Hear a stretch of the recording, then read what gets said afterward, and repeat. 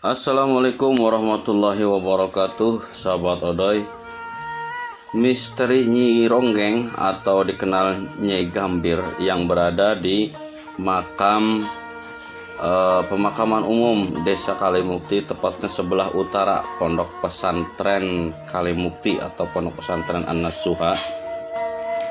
Ini sampai detik ini misteri tentang Nyi Ronggeng masih menjadi bahan perbincangan masyarakat di sekitar tentang kebenaran makam Nyai Ronggeng.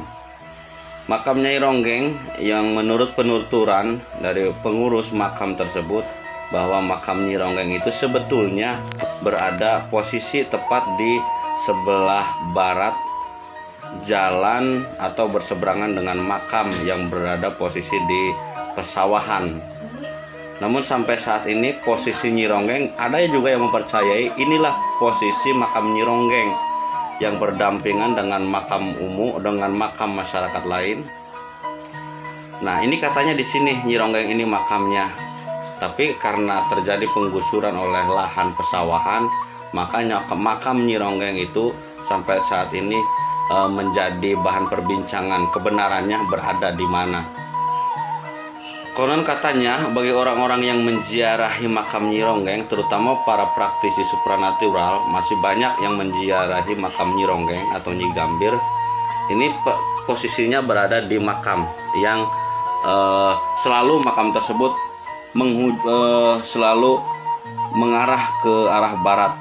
Sementara oleh pengurus makam tersebut seringkali diluruskan menghadap ke utara, tapi ketika sudah diluruskan maka secara misteri makam tersebut selalu berubah kembali posisinya menghadap ke kiblat, selalu begitu dan begitu saja setelah beberapa kali diluruskan. Ini dia sahabat Odoy.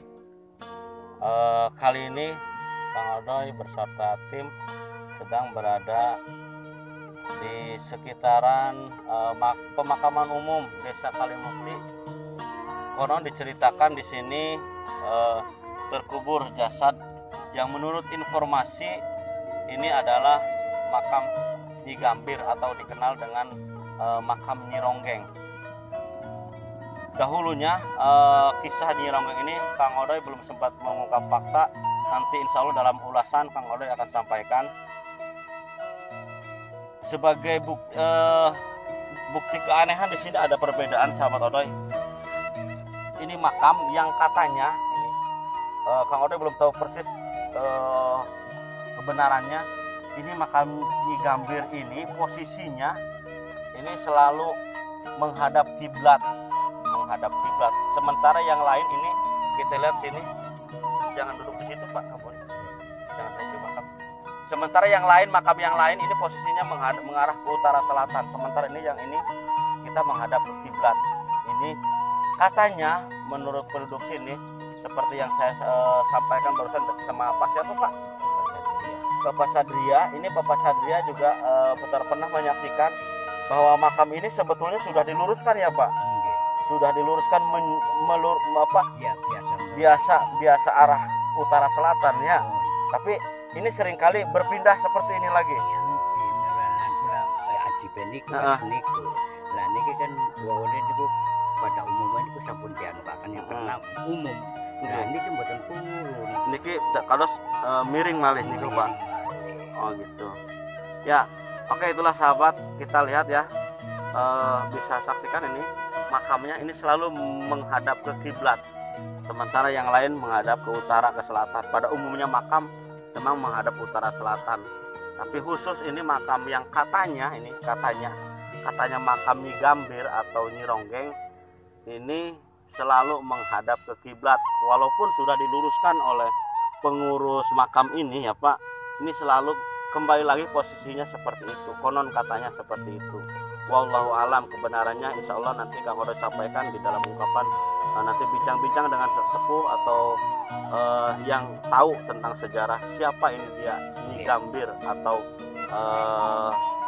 Nyi Ronggeng. Nah, menurut penuturan Bapak tadi, ini walau alam betul atau tidaknya juga, ini katanya sebetulnya bukan makam Nyi Ronggeng. Sinten Pak niki? Selesai. Kusuma. Angkawijaya. Ari Angkawijaya niku Pak seuninga kula sumber kula niku Angkawijaya niku putrane Raden Pasarean cucune Kanjeng Sunan Gunung Jati. Niku kang wonten teng napa niku Pulau Saren. Nah niku kaitannya kali niki pripun Pak? Ya are kula sih semerep niku sampun wonten kados niki. Dados niki ya duka kula salah mboten kula arane leres ya kula priksa kados niki sampun dilersaken tapi mboten purun. Oh kados niku are kula semerep niki kula. Misuhun ya Pak ya. Nggih. Itulah sahabat Odoy, bagaimana kita mengungkap mitos, fakta, sejarah. Mengungkap mitos, fakta atau sejarah itu harusnya melalui sumber atau melalui referensi yang benar. Seperti yang kita sering saksikan di video-video atau di tayangan-tayangan TV-TV, biasanya mengungkap fakta sejarah itu melalui mediumisasi yang biasanya terjadi kesurupan Pak. Nah kesurupan itu ini otomatis informasi itu didapat dari makhluk gaib yang bernama jin. Ini wallahu alam kebenarannya, karena kita mengungkap fakta itu tidak harus mengungkap sejarah itu dari pembicaraan dari orang yang kesurupan jin misalkan.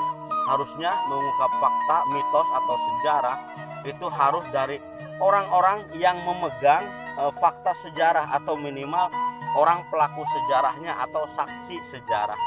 Termasuk cerita tentang Nyi Buyut Gambir ini juga kita belum tahu persis Pak kebenarannya. Tapi itu buat sahabat yang mengungkap fakta melalui sistem mediumisasi, mangga silahkan. Tapi buat para penontonnya tolong disimak kembali ya. Kita lebih baik mendapatkan informasi sejarah dari ahli sejarah daripada mendapatkan informasi sejarah dari orang yang kesurupan bangsa jin dan lain.